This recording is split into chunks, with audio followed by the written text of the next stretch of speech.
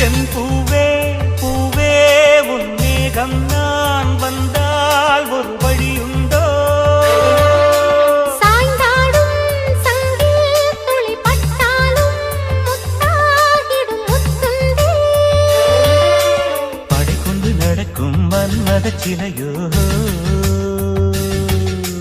மன்னவன் விரல்கள் பல்லவன் மொழியோ இமைகள் உதடுகள் ஆகுமோ வெட்கத்தில் விடுமுறை ஆயுளின் வரைதானோ செம்பூவே பூவே உன் மேகம் நான் வந்தால் ஒரு வழியுண்டு